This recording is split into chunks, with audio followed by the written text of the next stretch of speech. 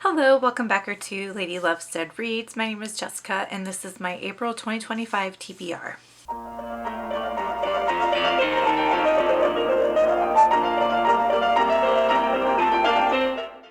If you're new here, welcome. If you're not, welcome back. Great to see you. TBR stands for to be read. So these are the books and bookish activities that I'm planning on for the month of April. I typically read books from one of two categories. On the one hand, I like dark and twisted. On the other, I tend to like cozy and whimsical.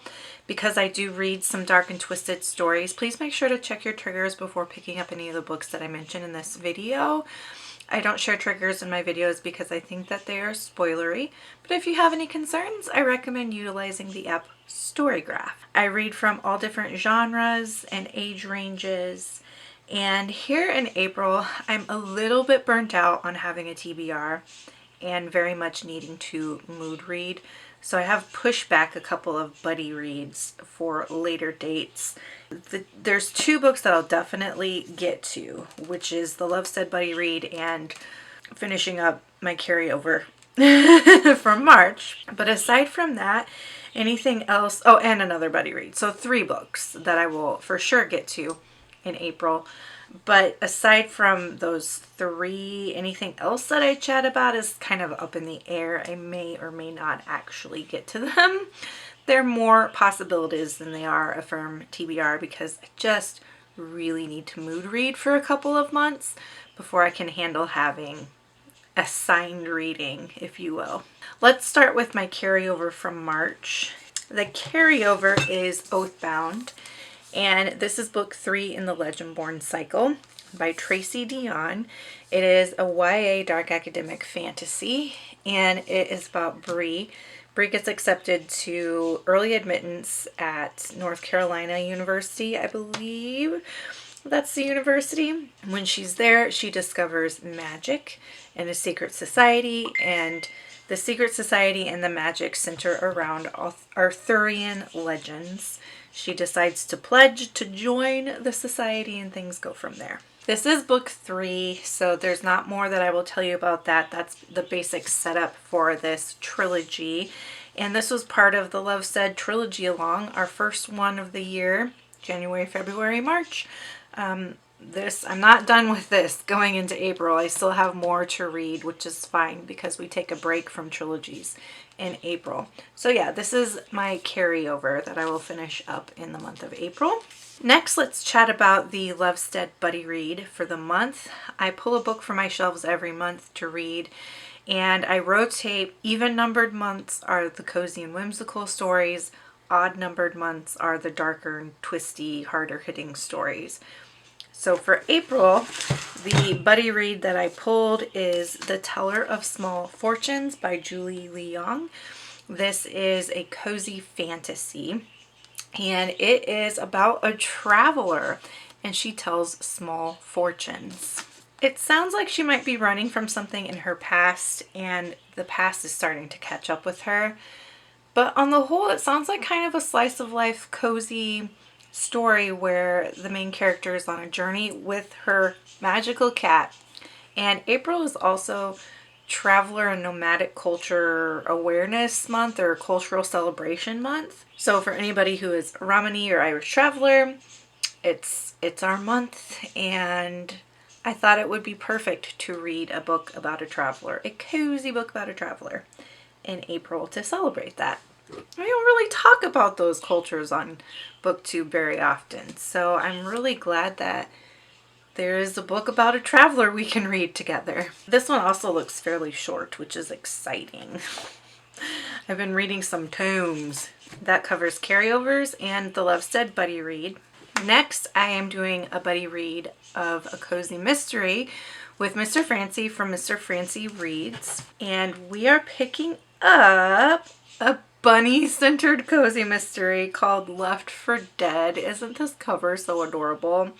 She looks like my Morrigan, except for my Morrigan has long fur instead of short fur. I will just read you the Goodreads description. This is by J.M. Griffin. It is the Jules and Bun mystery. I believe this is a trilogy as well. It says MP3 CD format on Fur Bridge Farm. Jules cares for rescued rabbits, but when a serial killer strikes, she'll need a rabbit to rescue her.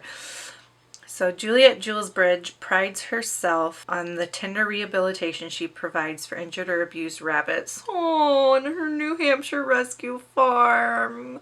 I have bunnies. Here's my bunnies.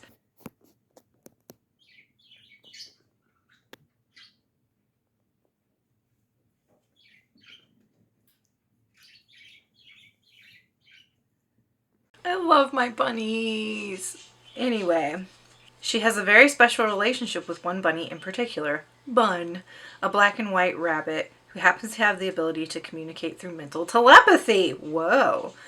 Once she got over the shock, Jules found her furry friend had a lot to say. And, you know, there's a murder because it's a mystery. So that sounds really cute. And then my library haul, Throne of Glass by Sarah J. Maas.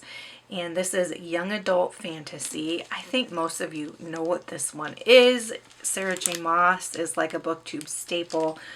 But the description says, in a land without magic, an assassin is summoned to the castle. She has no love for the vicious king who rules from his throne of glass, but she has not come to kill him. She has come to win her freedom.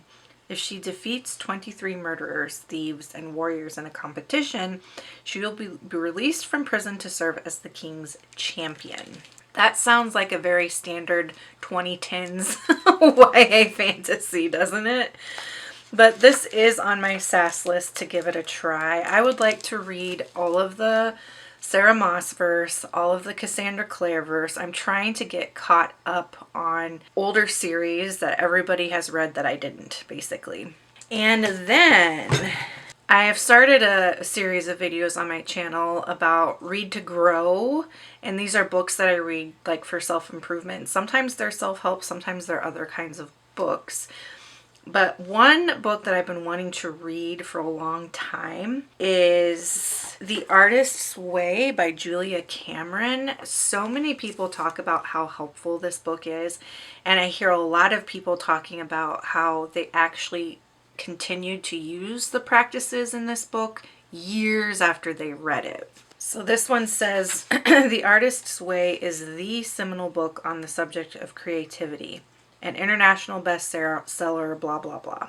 The Artist's Way is a powerfully provocative and inspiring work. In it, Julia Cameron takes readers on an amazing 12-week journey to discover the inextricable link between their spiritual and creative selves. The program includes vital tools for creativity, hundreds of highly effective exercises and activities, guidance on starting a creative cluster of fellow artists, who will support you in your creative endeavors. I've heard so many good things about it that doesn't particularly speak to me as a reader. I don't read that and go, oh, I want to read this book.